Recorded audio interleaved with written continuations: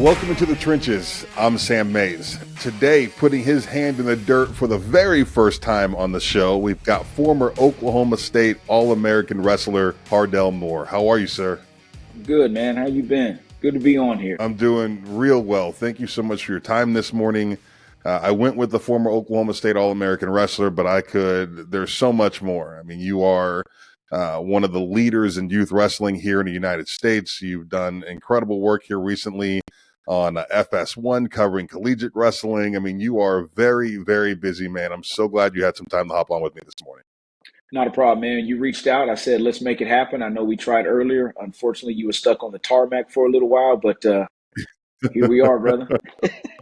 Yeah, it's never a good day when I'm stuck in a tight space. Like I'm an unhappy camper. There's no doubt. Would you believe that I just don't travel well? Like it's like a running joke in my office right now that there's always something catastrophic that happens when I hit the road. Well, like I said, when I called you, I had to chuckle. I wasn't laughing at you. I was laughing with you, but you wasn't laughing as much. So it was all good stuff, brother.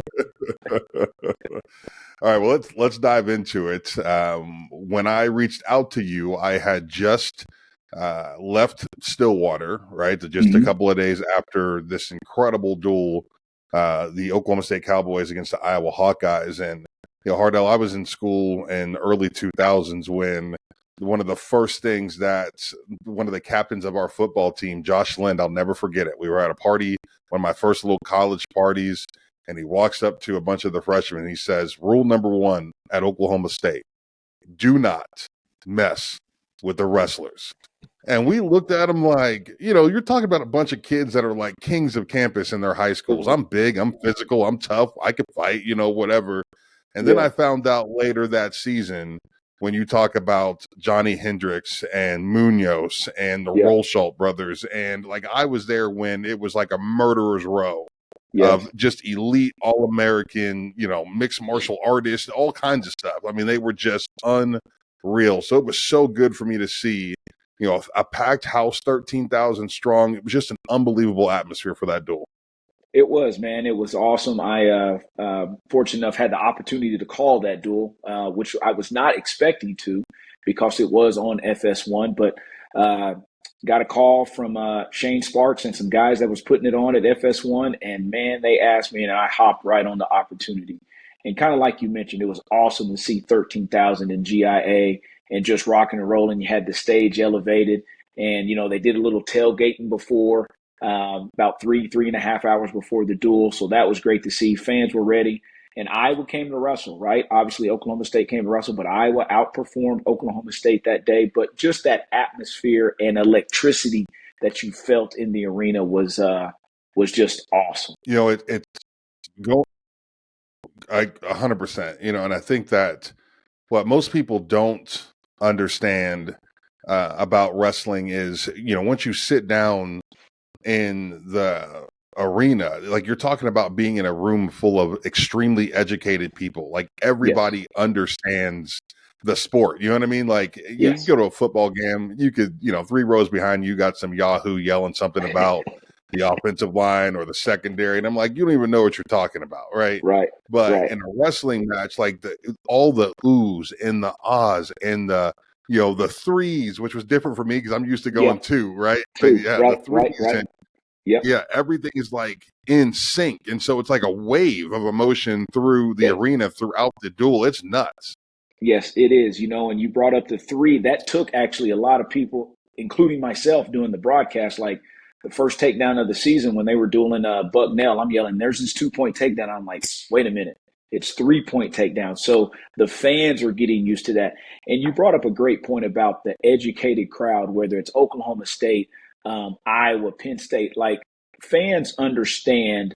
There were some sequences there where Oklahoma State almost gave up a major, but they didn't. Or if you get in a certain situation where you're about to give up team points and you don't. And fans applaud that when they really understand what's going on. And it's those little bitty details that makes it even more exciting. And like you said, we got a great group, the best crowd in the nation, man. And to see, like you said, the CGIA packed 13,000 plus was phenomenal that Sunday afternoon.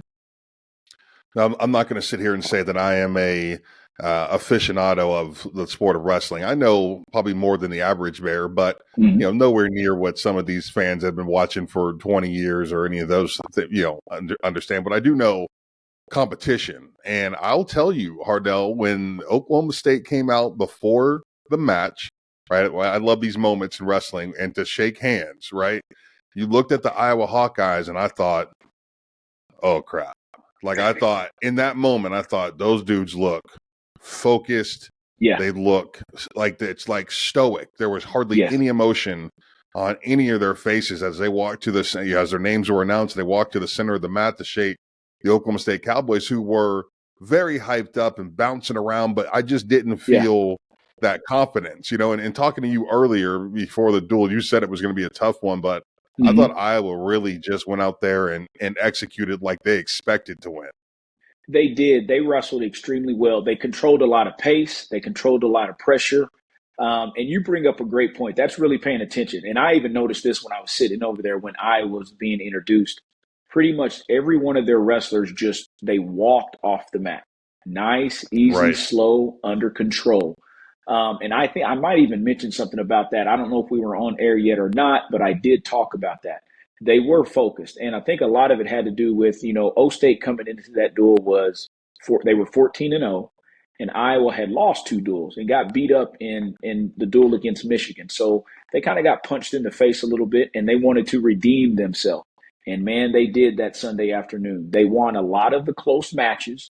O State has done a great job all year of winning a lot of those close matches.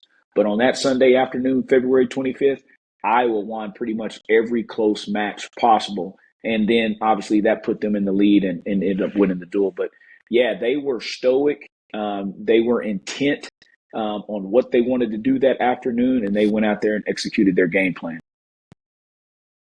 There's so many expectations for Oklahoma State wrestling year in, year out. Obviously, John Smith, one of the greatest coaches in any sport in collegiate athletics history, has been the leader of this organization for, as long as I don't even know what the number is. I'm sure it's 33 years, Sam. 33 years as the head coach of Oklahoma State wrestling. That's nuts. And they are one of the, I think the winningest collegiate sport program in the country. Like it's been nothing but excellent for 30 years. And you're leaving the arena on that Sunday, and there was a bunch of Oklahoma State fans that looked frustrated. They were upset with that loss to Iowa. So I guess the question to you, Hardell, is how do you feel about the state of Oklahoma State wrestling right now? Still one of the premier teams in the country, but it's not that feeling of that I had in 2000 when those boys took the mat, when you just knew they were going to wreck the job, Right.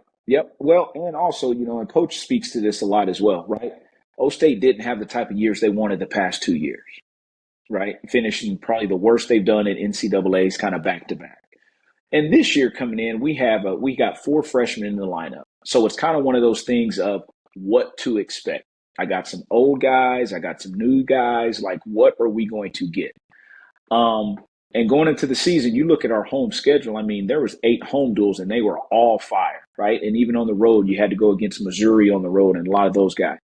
So for a realistic fan, even like myself, I understand where Oklahoma State was at 2 years ago and where Oklahoma State is at today. Did I expect that duel to go that way? I thought there were some matches in there that we could have won that we didn't. But hey, that's wrestling. And like, I've said before, Iowa was banged up a little bit. They got punched in the mouth. Oklahoma State as a team has not got punched in the mouth yet this year, and Iowa came out to send a message. As far as frustration, I'm definitely not frustrated. I was excited about the atmosphere. Could Oklahoma State wrestle better in some matches? Yeah, for sure they could have. Did they give great effort? Yeah, they did. Did they win every match? No, they did not. Well, now you go back to the drawing board. You don't have to change much. You just start getting more prepared for March, right? Obviously, you got Big 12 starting tomorrow and Sunday, and then, the granddaddy of them all, NCAA. So as a realistic fan, for me, and being in that orange singlet, I'm not frustrated with how that duel turned. I'd say I'm frustrated how the duel turned out because obviously you want them to perform better, but they would have had to get some of those upsets to win that duel.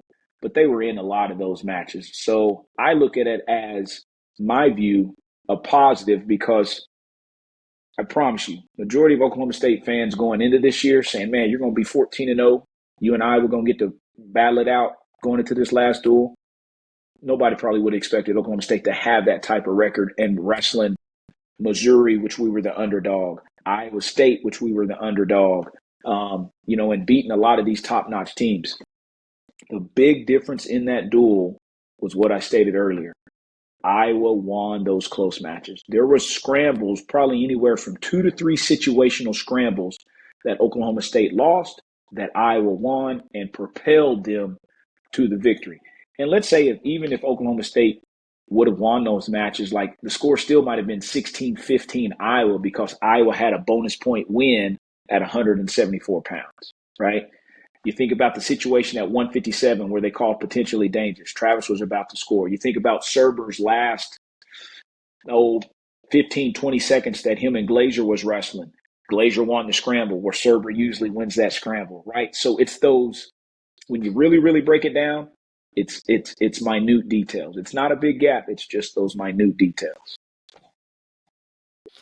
You mentioned the Big 12 coming up and the national championship. Where are those events at this year? Big 12 is in. So the Big 12 is at BOK Center, Sam, and it's been there for the past, 4 or 5 years. And I think I just saw last week that it extended the contract to 2028 or 2029, right? Awesome. It's centrally located for, whether it's Missouri, Iowa, South Dakota State, Wyoming, and you got your hotels downtown Tulsa, so on and so forth. So it works out for a lot of our Big 12 folks. Maybe not somebody much as far as Cal Baptist, but they just got added into the conference last year.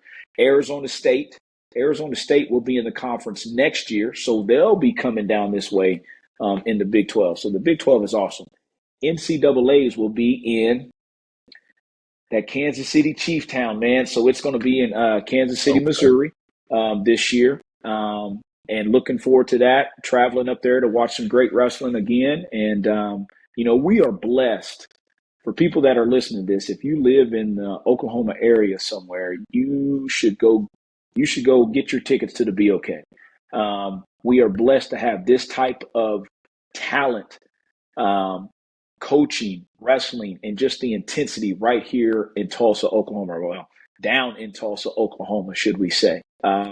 You're watching high-level wrestling. If you can't make NCAAs, this is a great idea of what that competition is going to be like. Obviously, you got the other schools that aren't here. They're doing their conference tournaments. But, man, it's a heck of an event, and we are blessed to have it here in the state of Oklahoma for sure. Yeah, well, give me your expectations for the Cowboys here moving forward. What do you think about the conference championship and national championships?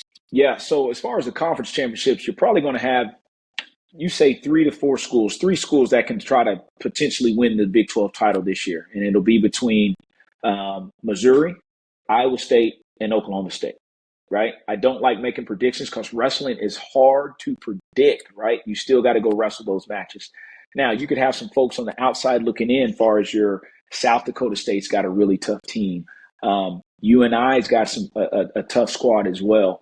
And then even like I said, next year we'll add Arizona State. But for this year, it's probably going to be between those 3 teams. And there's crucial matchups all throughout the lineup. I was looking at the brackets because I get a chance to commentate the first 3 sessions. And there's going to be a lot of rematches. There's going to be some Bedlam matches in there again. There's going to be some rematches from a lot of these duels that Oklahoma State has had and Iowa and these other teams have had. Going into NCAAs, right now the lead dog going to NCAAs is Penn State. Penn State is who everybody is chasing right now. So now the goal is, let's see if we can go get a trophy. Let's see how high we can finish, or how high Oklahoma State and these other teams can finish. So that'll be the focus. They'll make some adjustments after the Big 12, nothing major, keep everything rocking and rolling, and then bam, they're headed to Kansas City after that. Okay. All right. Well, we're looking forward to watching the Cowboys here as they finish up this season. Best of luck to all of the Big 12 contenders. I love Big 12 wrestling. Like, I've been a fan since I got to Oklahoma State. So if the Cowboys don't do it, you want to see somebody from the conference have some success. And Yeah, Yeah. I'm an old Northeastern Ohio guy, so I could watch Penn State lose anything. I'm excited about it. So, Well, and I tell you, your Buckeyes got a tough team too. They got a really tough wrestling squad. They got some good dudes on that squad from 125 all the way to heavyweight. Man, they're tough. They are so they're tough. Hardell, you mentioned your daughter is still wrestling, and I'm glad you brought that up because I've just been blown away by the growth and the explosion of women's wrestling around the country. It's been Yep. unbelievable. Just here in Oklahoma, the I-35 corridor, you're looking at some of the best youth wrestling in the world. And when you go to the Edmond schools, have got women's teams, and it's just been amazing watching these young ladies, these girls get out there and compete, and they are fierce competitors. Yeah. I'm thrilled, right? At a time where Yes. women's basketball is growing, the WNBA is growing. We got Caitlin Clark, breaking all-time records. You're seeing more women's sports on TV. The fact that the young ladies are getting the stage on the mat, the center stage on the mat is pretty amazing. It is, right? You brought up a great point. You talked about the growth, right? I think nationally of where we have come from, just from the state of Oklahoma with our young ladies that are wrestling. When we first took a group of girls to Fargo, I think there was only 10 girls. The next year, that 10 turned into 15 to 20. The next year, that turned into 35. And this past year, we took almost 60 girls to Fargo, North Dakota to wrestle in the cadet and junior duels. Our dual teams are growing. You talked also about the girls' high school teams. This was the first year. So when girls just got sanctioned a few years ago for high school state, this was the first year that they had enough girls to wrestle that they could actually split it up from girls 6A and 5A. Before, all the girls from small towns, big towns, everybody wrestled everybody. But now they have enough that they can divide it, right? And it's continuing to grow. My daughter, she is 9. In practice, she wrestles boys because there's not enough girls in the practice room. But when she goes to tournaments, she can have anywhere from 5, 6, 7, 8 little girls around her age division and weight division. So it's, if not the fastest growing high school sports, it has to be one of them because you are right. It is exploding. And, our international women are ranked number 2 in the world behind Japan. Wow. So the depth is there. These young ladies are wrestling like no other. You talked about Edmond North, which they have a tough girls squad led by Charles Jones. And I do have to get a shout out real quick to even the boys team led by Andy Snyder, ranked number 3 in the nation, 1 in the state, and broke all types of records this year at the high school state, placing all 14 kids. But back to those young ladies, they have done, it's growing tremendously, Sam. And it is a rocket ship right now. And it's awesome to see, right? I don't know how long my daughter will wrestle. A lot of it, in all due respect for me, is to learn how to protect herself in this crazy world that we live in. But she has to be tough because that's the real world, right? That is the real world, and there's Absolutely. great life lessons in that. And it's good to see these young ladies getting out here competing and getting a chance to do that. I'll say this, and we'll get on out of here to let you start your morning. Once again, thank you so much for joining me. Yeah. But in my opinion, I think that if you want your son or daughter to be an athlete, right? That's your athletic family. That's been a dream of yours to have your kids compete. I truly believe that wrestling for young boys and girls is a great way to get started. When you go to these other sports and it's soccer or baseball or softball or football, no matter what it is, my wrestlers, the young wrestlers, kids from a wrestling background first, to me, have better spatial awareness of their body. They're not scared of contact, whether it's basketball or whatever they might be doing. And they are just more familiar with themselves. Yes. So I think that wrestling is a great first sport for a kid. It really does kind of set them on a path to being a more total and complete athlete and having a better understanding of their body. Yes, and I'll end with this, Sam. You are exactly correct. And wrestling's not for everybody. I definitely understand that, right? Some of them will do it for 1 year. Some of them will do it from 2. Some of them, like me, will continue to be in a sport since you're 4 years of age.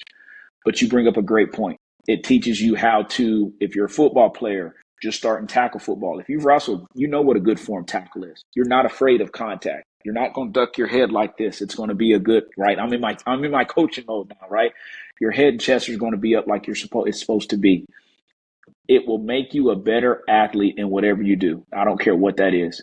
And my son now went out for the golf team. So we do everything, right? We wrestle, we play football, we love to play golf. So he went out to do that. But it teaches you so much about yourself because it's me and Sam. And I know you and I have talked about that numerous times down the line, but it really, really does. And even if you only do it for a year or do it for the rest of your life, you will get something out of it. And more importantly, you will gain some sort of self-confidence about yourself. Whether you're a shy kid, that shyness, that'll disappear eventually because you have more confidence. Whether you're a kid that may be doing bad in school, wrestling, you're going to have some sort of structure, right? And that will get you lined up, and you will be beneficial for that in the long run, right? I always tell my kids, I'm not coaching you for now. I'm coaching you for when you are a grown man with a wife and kids and family. That's what I'm coaching you for, right? If I'm just coaching you for now, I'm not doing my job. I need to coach you for That's when right. you become a grown man and or a grown woman. That's my job. And then when I see you and say, hey, coach, man, look at you, right? Those things I told you did work out. So that's my goal. All right, my friend. Thank you so much for your time this morning. I really appreciate you. Thanks, Sam, man. Have a great day, man. Thank you, Hardell.